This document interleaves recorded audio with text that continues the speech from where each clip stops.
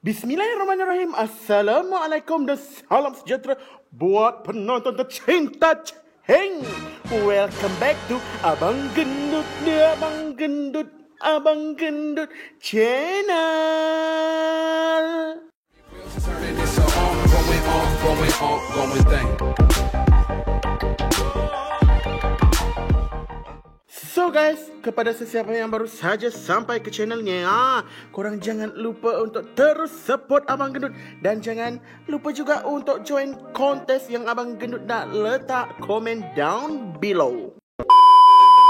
So hari ni pada malam ni, sambil Abang Gendut mengunyah, menghabiskan sisa-sisa gitu tiba kuih-kuih raya, manisan-manisan raya, Abang Gendut akan kongsikan dengan korang semua. Yang ini pasti ada juga korang yang tertunggu-tunggu tentang apa peraturan IPG yang kena korang tahu. Tapi sebelum tu, bismillahirrahmanirrahim. Allahumma barik lana fima razaqtana wa qina azaban. Amin. So guys, pada malam ni, Abang Gendut nak sharingkan dengan korang beberapa peraturan, asas yang korang kena tahu apabila korang sudah menjadi warga ataupun mahasiswa Institut Pendidikan Guru. Dan berkemungkinan ada yang sama, ada yang tak dengan tempat-tempat pengajian yang lain.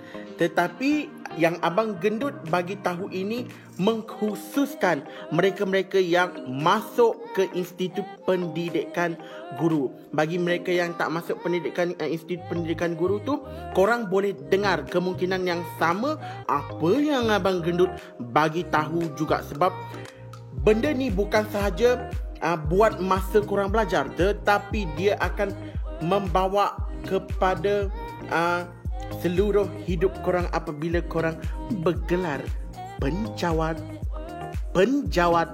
awam. Jadi kepada adik-adik yang masuk IPG tu, Abang Gendut tak akan cerita semua, tetapi yang ini macam Abang Gendut bagi tahu tadi, beberapa peraturan asas supaya korang lebih tahu nanti. Di IPG pun dia akan jelaskan penuh-penuhnya. Ada satu buku tu, kalau buku tu Abang Gendut terangkan berjam-jam deh. Abang Gendut ambil yang berdekatan dengan kita, yang banyak berlaku dekat IPG supaya korang lebih tahu. Baik, yang pertama, Abang Gendut rasa yang ini pun mostly tempat-tempat pengajian yang lain pun mengamalkan benda ni. Sebagai seorang student ataupun mahasiswa IPG, kita hanya dibenarkan balik sebelum pukul 11 malam. Maksudnya dekat sini, after 11 malam, korang tidak dibenarkan masuk ke dalam gate asrama tu, pagar asrama. Kalau tak pasal nanti kena tunjuk sebab dia dan berkemungkinan kalau dah selalu buat, korang boleh dibuang IPG sebab ingkar arahan. So kepada mereka yang masuk IPG, kalau korang nak keluar, pastikan before 11 o'clock tiba. Speaking London pula Abang Gendut. Korang kena balik sebelum itu. Yang penting kaki korang dah menjejak kawasan asrama. Tak semestinya hostel lah. Yang penting sebelum pukul 11, kaki korang dah berada dalam pagar asrama. Yang kedua, ini menjurus kepada pakaian korang. Abang Gendut siap tulis lagi deh. Pakaian korang sudah semestinya tak boleh seksi. Gini, tak kisah kau agama apa, bangsa apa, tak boleh menggunakan pakaian yang mencolok mata, yang membuat ramai yang akan menjadi gairah gitu. Tak boleh sama sekali. Selagi korang bergelar student IPG, memang tak boleh. Tak kisah berada dalam kampus ke luar kampus. Ingat banyak mata-mata dekat luar tu kalau korang menjadi student IPG, tak pasal-pasal kalau korang dekat kampus korang baik pakai pakaian yang menutup aurat, tetapi luar kampus sana sini terbuka. Ingat sekali lagi, korang kena jaga korang punya aib lah, senang cerita. Tolong jaga pakaian yang jangan pakaian seksi dan jangan juga pakai pakaian ketat nak mampus. Okey. Macam IPG Abang Gendut, okey, yang lelaki, okey, memang tak boleh menggunakan seluar pendek. Tak kira lah, okey, sama ada korang berada dalam asrama ke luar asrama. Tetapi kalau korang ada lihat senior korang yang nampak berpakaian ranjang mata tu gitu, okay, korang jangan ikut lah. Okay, seperti Abang Gendut bagi tahu sebelum ini, pada vlog-vlog sebelum ini, yang baik korang ikut, yang buruk jangan ikut deh. Okay? Dan satu lagi, okay, ada beberapa IPG termasuk IPG Abang Gendut, kita tidak dibenarkan menggunakan seluar jeans apabila korang berada dalam kawasan IPG. Okay? Nak guna seluar jeans kalau pergi keluar hujung minggu tu bila? Kau keluar daripada pagar tu, kau tukarlah pakaian kau. Tapi ada juga yang ingkar, okay? Guna juga, okay? Alah, pandai buat, pandai tanggung, istilahnya begitu saja. Okay? Yang penting nampak sopan, menutup aurat. Yang Islam pakai tudung yang perempuan, dan tidak ketat-ketat. Okey, ingat, jangan pakaian guna pakaian yang wow, macam tu mata dia akan terjadi. Okey? Yang seterusnya, okey. Dekat kawasan IPG juga sudah semestinya, okey, korang tidak dibenarkan untuk, okey, korang tahu kan? Apa maksud Abang Gendut?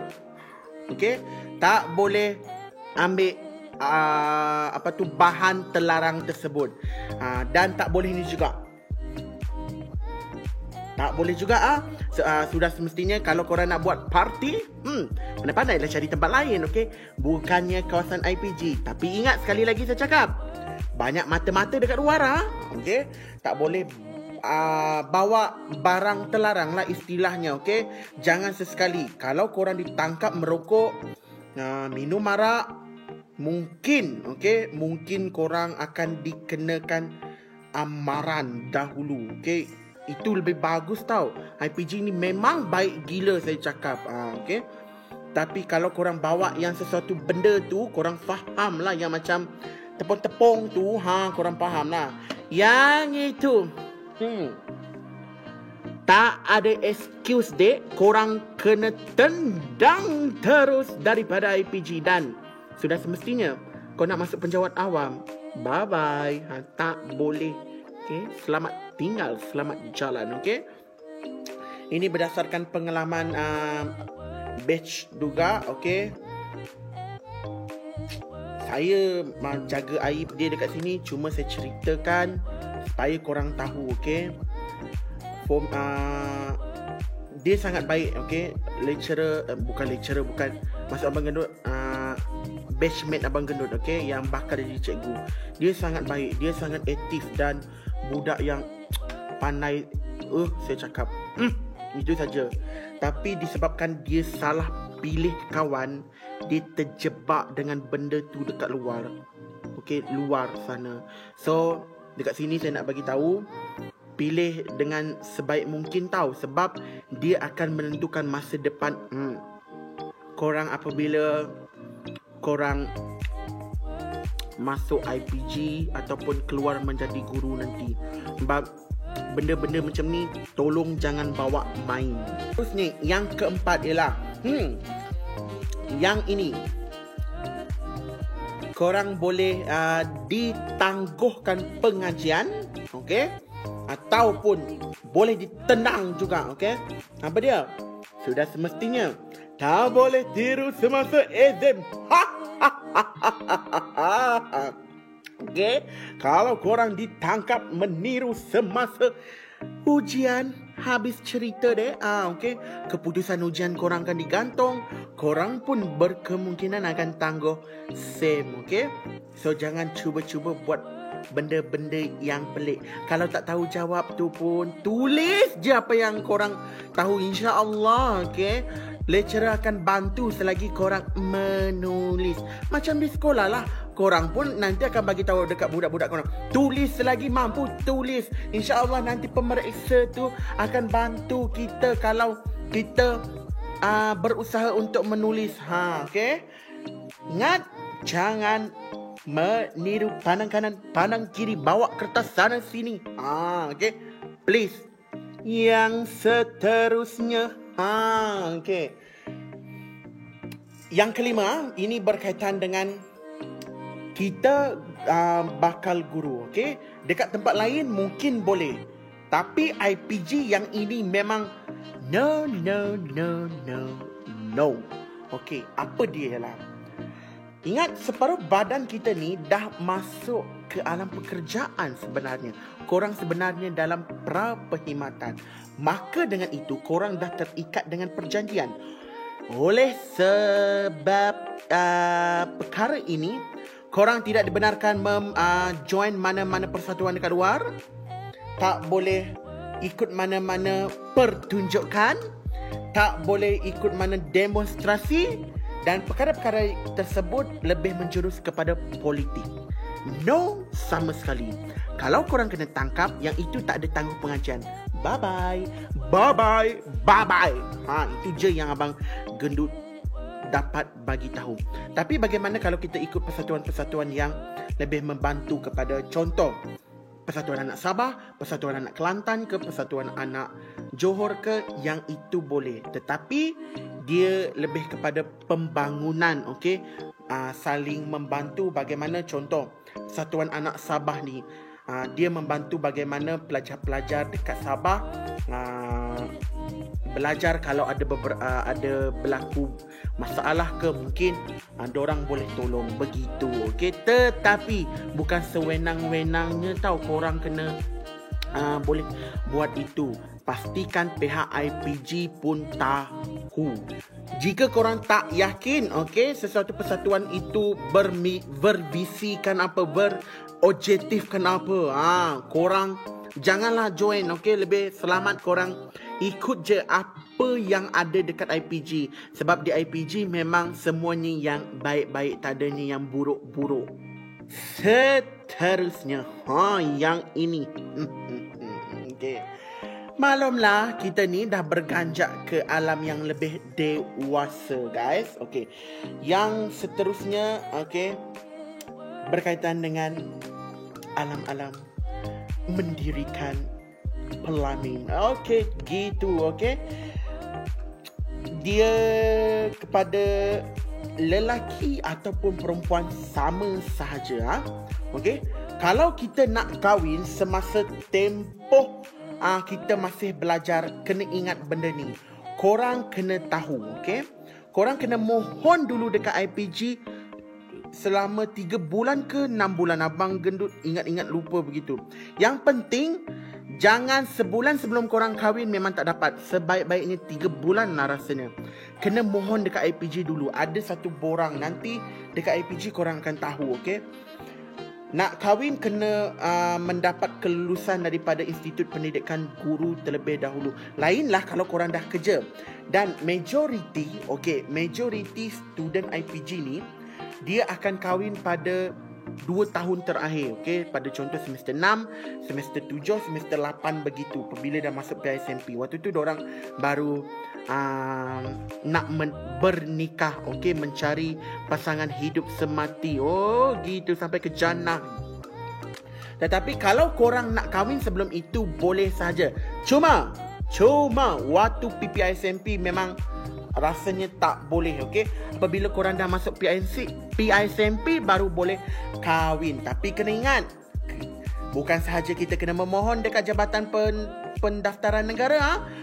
korang kena mohon juga di IPG. Yang Islam lagi lah tahu benda ni, nak kursus ni dulu, kursus itu dulu. So kalau nak kahwin boleh dipersilakan, tapi pastikan masuk PSMP dulu.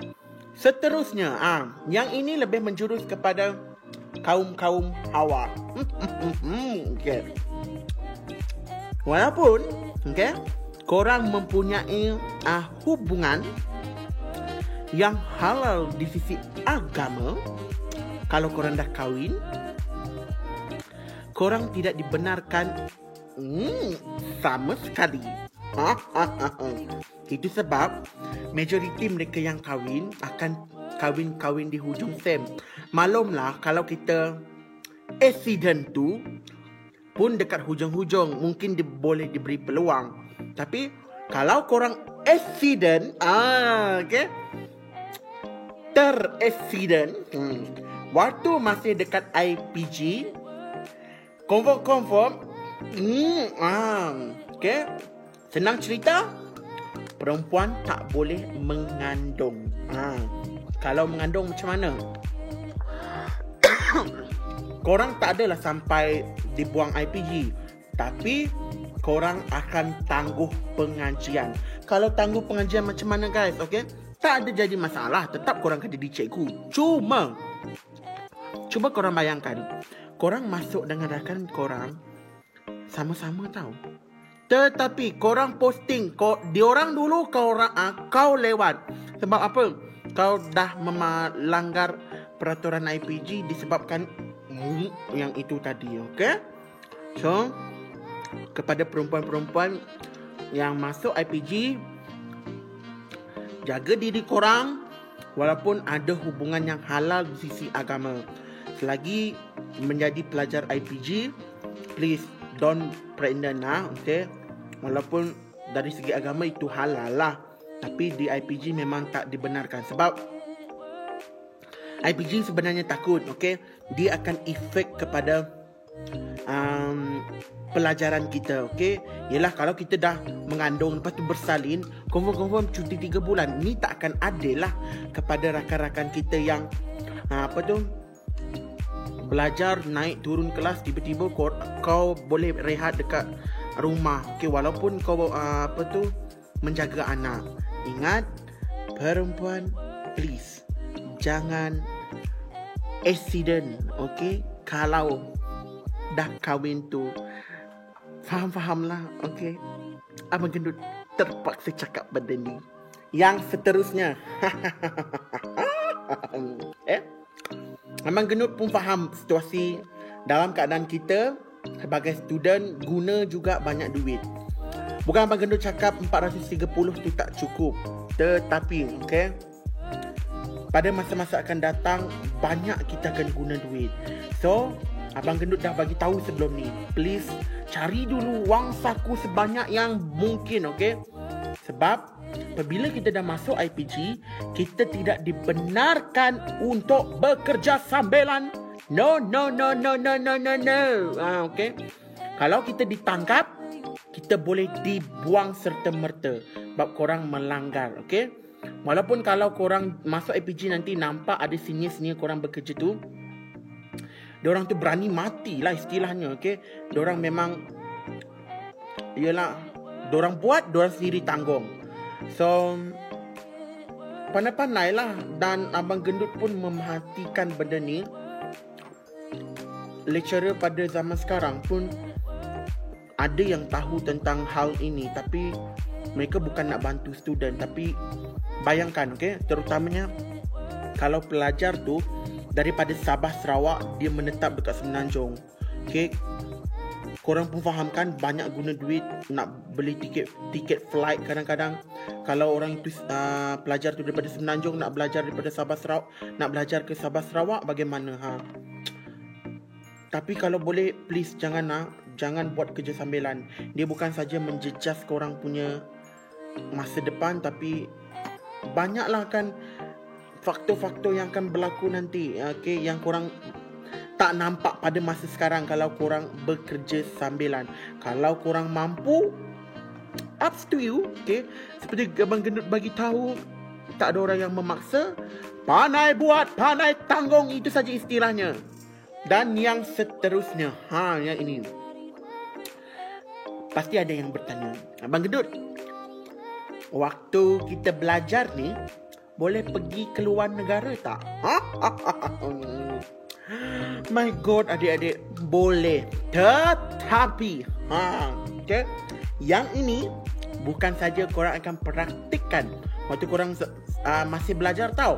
Tetapi apabila korang dah bergelar penjawab awam nanti, selagi korang masih berkhidmat, okay, di bawah kerajaan, gitu, korang kena mohon dulu surat kebenaran keluar negara, iaitu 3 bulan sebelum. Okay, macam Abang Gendut sendiri pun dah kerja ni, kalau nak pergi luar negara, kena mohon surat dulu, minta cop, minta pengesahan, banyak dia punya urusan lah. Tapi ingat, dia boleh, kecuali kalau korang nak pergi beberapa negara, korang faham lah apa maksud Abang Gendut. Ada yang tak boleh, okay? Contohnya negara I itu, itulah Abang Gendut tak nak sebut, okay? Korang faham lah. Tapi kalau negara-negara itu yang selamat, okay, tak membawa malapetaka kepada kita, insyaAllah, okay, pihak kementerian, pihak IPG akan beri persetujuan. Tapi kena ingat, okay, sekali lagi saya cakap, tolong sangat-sangat, jangan korang sekali-sekali ikut, okay, sini-sini korang yang pergi keluar negara, diorang tak mohon surat tau. Kalau kedapatan, bye-bye, macam Abang Gendut cakap. Yang ini pun tak ada excuse. Selamat tinggal terus kepada korang. So, itu saja perkongsian buat kali ini. Yang Abang Gendut bagi tahu ini merupakan peraturan-peraturan yang banyak dilakukan dan dekat dengan kita sebagai pelajar IPG. Ada lagi peraturan yang ada di IPG tu. Nanti korang masuk IPG akan dibagi tahulah buku dia warna biru, Akta 174, orang kata dekat sana semua dah terkandung, dan korang tak boleh nak bawa kes tu ke mahkamah sama sekali, sebab IPG pun ada mahkamah dia sendiri kalau korang telah buat kesalahan. Sampai kita berjumpa lagi, ingat, terus sebarkan kepositifan, senyum selalu dan hidup kena antap. Assalamualaikum. Bye-bye.